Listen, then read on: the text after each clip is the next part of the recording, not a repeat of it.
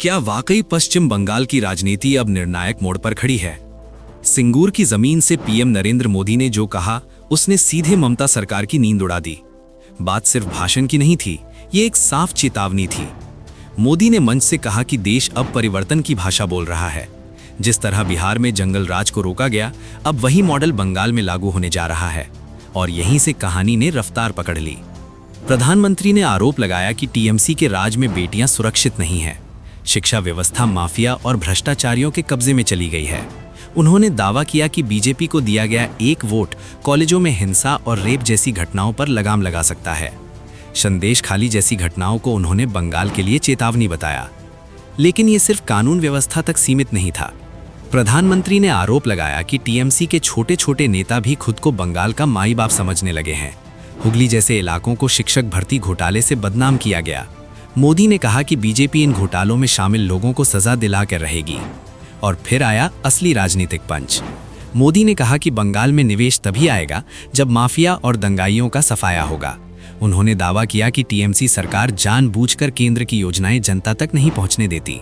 आयुष्मान भारत योजना का जिक्र करते हुए उन्होंने कहा कि बंगाल देश का इकलौता राज्य है जहां गरीबों को 5 लाख का मुफ्त इलाज नहीं मिल रहा। इसके बाद मोदी ने दिल्ली का उदाहरण दिया। कहा वहां भी एक सरकार केंद्र की योजनाएं रोक रही थी, लेकिन जनता ने उसे सत्ता से बाहर कर दिया। और ये बात सीधे सीधे बंगाल की राजनीति से जोड़ दी गई। लेकिन कहानी यहीं खत्म नहीं होती। असम का जिक्र करते हुए मोदी ने कांग्रेस पर भी हमला बोला। कहा कि दशकों तक घुसपैठियों को संरक्षण मिला, जमीन पर कब्जे होते रहे। अब हिमंता सरकार लाखों बीघा जमीन वापस ले रही है। जहां कभी कर्फ्यू और खून खराबा था, वहां अब संस्कृति और संगीत लौट रहा है। मोदी ने इशारों में बंगाल के लिए वही मॉडल पेश किया। उन्होंने कहा कि कई इलाकों में आबादी का संतुलन बिगड़ चुका है, गरीबों का हक छीना जा रहा है।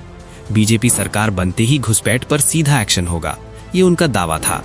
और अंत में पीएम ने सीधे जनता से अपील की। उन्होंने कहा कि उनका उद्देश्य बंगाल के नौजवानों, किसानों और माताओं बहनों की सेवा करना है। लेकिन टीएमसी सरकार राजनीति के चक्कर में जनता से दुश्मनी निकाल रही है। मोदी के शब्दों में, ऐसी पत्थर दिल सरकार की बंगाल से विदाई जरूरी है। अब सवाल यही है, क्या बंगाल में सच में महाजंगल राज का अंत करीब है, या ये सिर्फ चुनावी बयानबाजी है? जो भी हो, एक बात तय है, बंगाल की राजनीति अब पहले जैसी शांत नहीं रहने वाली।